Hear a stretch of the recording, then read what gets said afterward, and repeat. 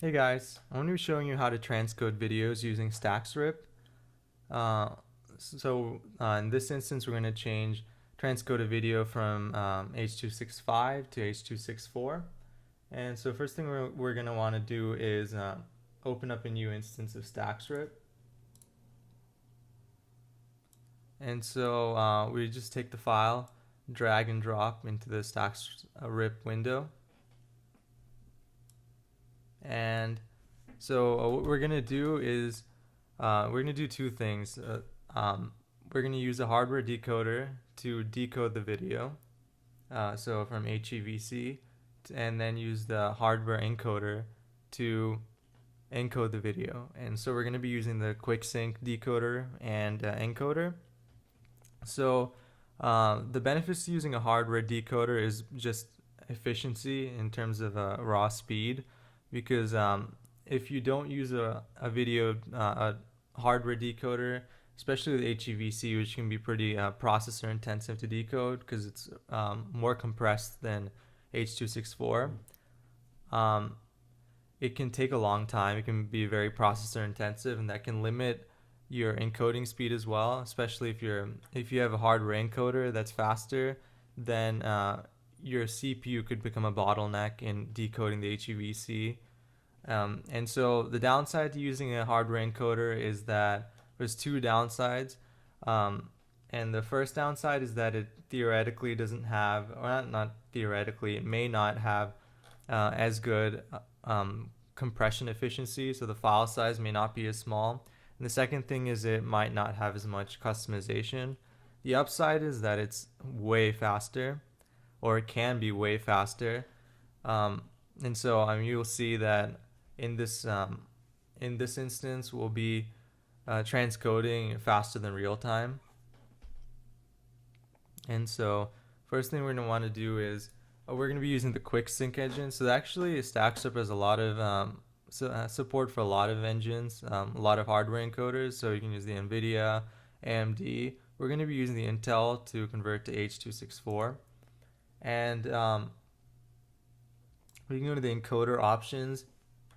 The decoder, you can leave it as default, and then go to intelligent, choose intelligent constant quality. You can experiment with the other ones. I just found that intelligent constant quality works. And so you check the quality, and one thing to note is that the lower the number, the higher the quality of the video, and the higher the number, the lower the quality. I don't know why they did that, but anyways, we're just gonna leave it at the default. And for a preset, you can look at the fastest. You can check the speed. And so we're just gonna put the best because since it's using a hardware encoder, it's gonna be fast anyways. If you use fastest, the file sizes are gonna be slightly higher.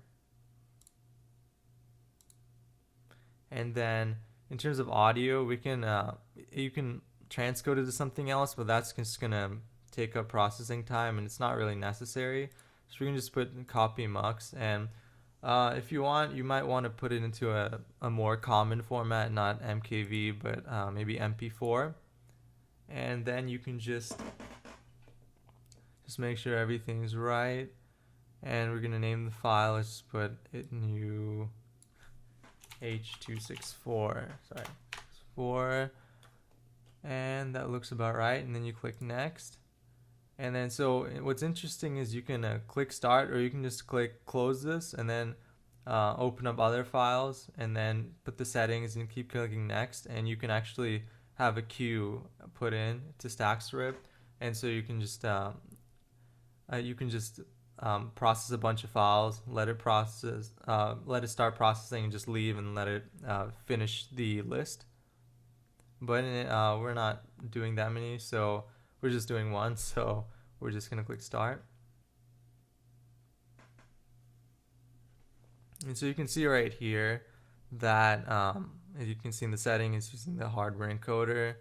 The settings seem to be right. You can see how fast it's working. It's doing 132 FPS actually. So it's faster than real time. So it's about 2 times faster than real time, a little more than that actually. And so we can look at the GPU. So this is just high because I'm displaying this video using the graphics card, a discrete graphics card, and I'm encoding to screen record. But this is actually what's being used in processing the video right now. And so you can see the video decoder is being used, the GPU is being used.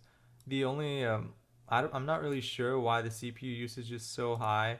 It's clearly from Staxrip right here. I guess it's using about 55, right? 50, 55, and OBS screen recorder is using some for that.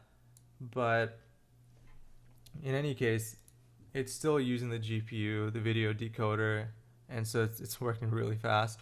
And you can see it's already done. And you can look at the file size. So this is the original file size in H.265, and after it's decoded, it's 77, or after it's transcoded, I should say, it's 77 MB, which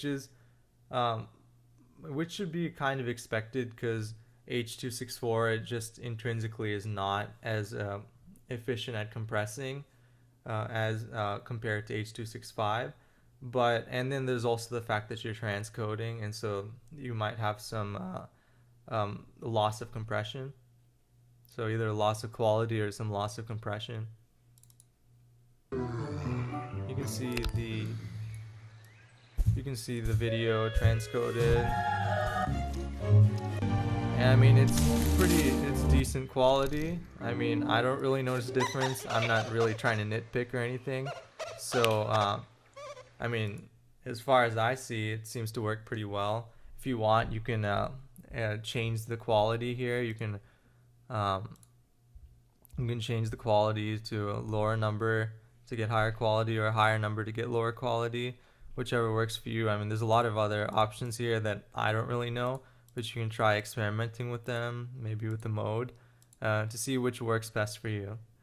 But in any case, that's how you transcode videos using Staxrip, using the Intel Quicksync hardware, decoder, and encoder. Thanks.